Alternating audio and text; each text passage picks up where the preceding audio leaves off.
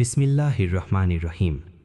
প্রিয় দর্শক, মাসের শুরুতে যখন হাতে বেতন আসে তখন মনে হয় এই মাসটা হয়তো একটু ভালো যাবে, হয়তো এবার কিছু টাকা জমাতে পারবো, হয়তো পরিবারকে একটু সুখ দিতে পারবো, হয়তো নিজের কোনো স্বপ্ন পূরণের জন্য কিছু রেখে দিতে পারবো। কিন্তু দিন যায়, সপ্তাহ যায়, আর মাসের শেষ দিকে এসে মানুষ হঠাৎ আবিষ্কার করে পকেট প্রায় খালি। তখন শুরু হয় দুশ্চিন্তা, হিসাব, আফসোস আর চাপা কষ্ট। কেউ কাউকে বলতে পারে না, কিন্তু ভিতরে ভিতরে একটা ভয় কাজ করে, আমি এত কষ্ট করি, তারপরেও কেন টাকা থাকে না। আজকের এই পৃথিবীতে অনেক মানুষ আছে যারা ভালো ইনকাম করেও শান্তিতে নেই, কারণ সমস্যা শুধু ইনকামে না, সমস্যা অনেক সময় বরকতে, অভ্যাসে, পরিকল্পনায় এবং দৃষ্টিভঙ্গিতে। KH রফিকুল বাংলা মোটিভেশনের আজকের ভিডিওতে আমরা কথা বলবো মাস শেষে টাকা থাকে না 5টি কারণ সম্পর্কে। মানুষের জীবনে অর্থ খুব গুরুত্বপূর্ণ একটি নিয়ামত। ইসলাম কখনো অর্থকে খারাপ বলেনি, বরং হালাল উপার্জনকে ইবাদতের মর্যাদা দিয়েছে। কিন্তু সেই অর্থ যদি নিয়ন্ত্রণহীন হয়ে যায়, যদি মানুষের মনকে গ্রাস করে ফেলে, যদি হিসাবহীন জীবন তৈরি করে, তাহলে সেই অর্থই হয়ে যায় অশান্তির কারণ। আজকে অসংখ্য মানুষ আছে যারা সারা দিন পরিশ্রম করছে, সকাল থেকে রাত পর্যন্ত দৌড়াচ্ছে, কিন্তু মাস শেষে তার হাতে কিছুই থাকে না। কারণ টাকা শুধু উপার্জন করলেই হয় না, টাকাকে সঠিকভাবে পরিচালনাও করতে হয়। প্রথম কারণ হলো অপ্রয়োজনীয় খরচের অভ্যাস। অনেক মানুষ আছে যারা বুঝতেই পারে না কোথায় তাদের টাকা শেষ হয়ে যায়। প্রতিদিন ছোট ছোট খরচ, অপ্রয়োজনীয় শখ, দেখানোর জন্য কেনাকাটা, এসব ধীরে ধীরে পুরো মাসের বাজেট শেষ করে দেয়। একটা মানুষ হয়তো ভাবে, আজ একটু দামি খাবার খেলাম, এতে কি হবে? পরের দিন আবার অন্য কিছু, তারপর নতুন কাপড়, নতুন গ্যাজেট, অযথা ঘোরাঘুরি। মাস শেষে যখন হিসাব করে তখন দেখে বড় কোনো কাজ না করেও টাকা শেষ। শয়তান মানুষকে সবচেয়ে বেশি ধোঁকা দেয় অপচয়ের মাধ্যমে, কারণ অপচয় ধীরে ধীরে মানুষকে আল্লাহর শুকরিয়া থেকে দূরে নিয়ে যায়। কোরআনে আল্লাহ বলেন, অপচয়কারীরা শয়তানের ভাই। চিন্তা করে দেখুন, আমরা কত টাকা এমন জিনিসে খরচ করি যা আমাদের সত্যিকার প্রয়োজনই ছিল না, শুধু অন্যকে দেখানোর জন্য, সাময়িক আনন্দের জন্য, অথবা মনের খেয়ালে। একজন যুবকের গল্প আছে। সে ভালো চাকরি করত, মাসে ভালো বেতন পেত, কিন্তু প্রতি মাসে তার একই অভিযোগ, টাকা থাকে না। একদিন তার বাবা তাকে বললেন, তুমি 1 মাস শুধু হিসাব লিখে রাখো। মাস শেষে যখন সে খাতাটা দেখল, তখন সে অবাক হয়ে গেল। ছোট ছোট অপ্রয়োজনীয় খরচ মিলিয়ে বিশাল একটা পরিমাণ টাকা চলে গেছে। সেই দিন সে বুঝল, সমস্যা ইনকামে না, সমস্যা অভ্যাসে।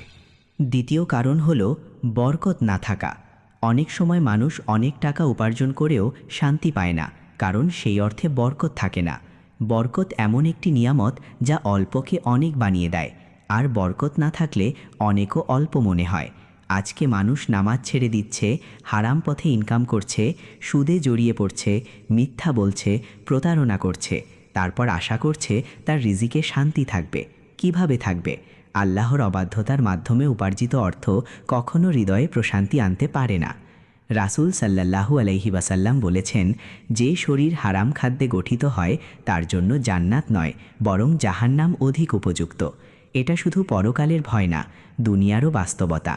হারাম অর্থ মানুষের জীবন থেকে রহমত কেড়ে নেয়, পরিবারে অশান্তি বাড়ে, অপ্রয়োজনীয় খরচ বাড়ে, রোগ ব্যাধি আসে, মানসিক চাপ বাড়ে। অনেক মানুষ আছে যারা অল্প ইনকাম করেও সুখে থাকে, আবার কেউ লাখ টাকা আয় করেও টেনশনে থাকে, কারণ বিষয়টা শুধু সংখ্যার না, বরকতের। তৃতীয় কারণ হলো ভবিষ্যতের জন্য পরিকল্পনা না করা। যে মানুষ পরিকল্পনা ছাড়া জীবন চালায় তার অর্থ কখনো স্থির থাকে না। আজ যা আসছে আজই শেষ হয়ে যাচ্ছে, কোনো সঞ্চয় নেই, কোনো হিসেব নেই, কোনো লক্ষ্য নেই। ইসলাম আমাদের ভারসাম্য শিখিয়েছে, শুধু আজকের কথা না, আগামী দিনের কথাও ভাবতে শিখিয়েছে। ইউসুফ আলাইহিস সালামের ঘটনা দেখুন। তিনি মিশরের মানুষকে শিখিয়েছিলেন কিভাবে ভালো সময়ে সঞ্চয় করতে হয়, যাতে কঠিন সময়ে মানুষ টিকে থাকতে পারে।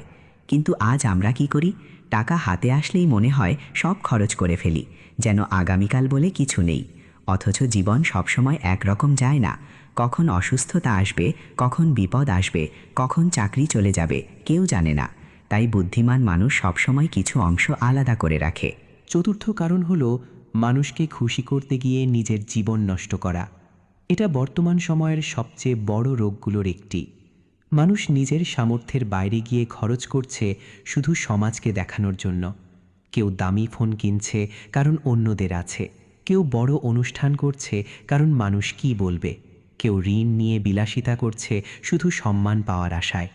কিন্তু বাস্তবতা হলো মানুষ কখনো সন্তুষ্ট হয় না। আজ তারা আপনার প্রশংসা করবে, কাল আপনাকেই ভুলে যাবে।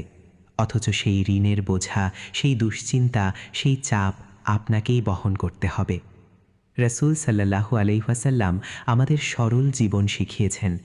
তিনি চাইলে রাজাদের মতো জীবন যাপন করতে পারতেন, কিন্তু তিনি সাধারণ জীবন বেছে নিয়েছিলেন, কারণ প্রকৃত সম্মান মানুষের চোখে না, আল্লাহর কাছে। আজকে সোশ্যাল মিডিয়া মানুষকে অস্থির করে দিয়েছে। অন্যের সুখ দেখে নিজের জীবনকে ব্যর্থ মনে হয়, অন্যের গাড়ি দেখে নিজেরটা ছোট লাগে, অন্যের বাড়ি দেখে নিজের ঘরকে তুচ্ছ মনে হয়। আর এই তুলনায় মানুষকে অপ্রয়োজনীয় ঘরকের দিকে ঠেলে দেয়। পঞ্চম কারণ হল দান না করা এবং কৃপণতা। অনেক মানুষ মনে করে দান করলে টাকা কমে যাবে, কিন্তু ইসলামের শিক্ষা সম্পূর্ণ উল্টো। আল্লাহ বলেন, তোমরা যা দান করবে আল্লাহ তার উত্তম প্রতিদান দেবেন। দান শুধু গরিবকে সাহায্য না, এটা নিজের রিজিকে বরকত আনার মাধ্যম। যখন একজন মানুষ আল্লাহর পথে খরচ করে, তখন আল্লাহ তার রিজিকের দরজা খুলে দেন। অনেক সময় আমরা বুঝতেই পারি না সামান্য একটি সদকা আমাদের কত বড় বিপদ থেকে বাঁচিয়ে দেয়। একজন বৃদ্ধ লোক ছিলেন, তার ইনকাম খুব বেশি ছিল না, কিন্তু তিনি নিয়মিত সামান্য হলেও দান করতেন। মানুষ তাকে বলতো, তুমি নিজেই কষ্টে আছো, আবার দান করো কেন? বৃদ্ধ হাসতেন আর বলতেন, আমি আল্লাহর ব্যাংকে জমা রাখছি। আশ্চর্যের বিষয় হলো, জীবনে তিনি কখনো অভুক্ত থাকেননি। কোনো না কোনোভাবে আল্লাহ তার জন্য ব্যবস্থা করে দিয়েছেন। মনে রাখবেন, টাকা শুধু নিজের জন্য জমিয়ে রাখলে শান্তি আসে না, বরং সেই টাকা যখন কারোর চোখের পানি মুছে দেয়, তখন সেই অর্থে রহমত নেমে আসে। প্রিয় দর্শক, মাস শেষে টাকা না থাকার সমস্যা শুধু অর্থের সমস্যা না, এটা অনেক সময় মানসিকতা, অভ্যাস এবং আত্মিক দুর্বলতার সমস্যা। আপনি যদি সত্যিই পরিবর্তন চান, তাহলে আজ থেকেই ছোট ছোট পরিবর্তন শুরু করুন। খরচের হিসাব রাখুন, অপ্রয়োজনীয় ব্যয় কমান, হারাম থেকে বাঁচুন, নামাজ ঠিক করুন, দান করার অভ্যাস করুন এবং সবচেয়ে বড় কথা, আল্লাহর ওপর তাওয়াক্কুল রাখুন। কারণ রিজিক শুধু চাকরি থেকে আসে না, রিজিক আসে আল্লাহর পক্ষ থেকে।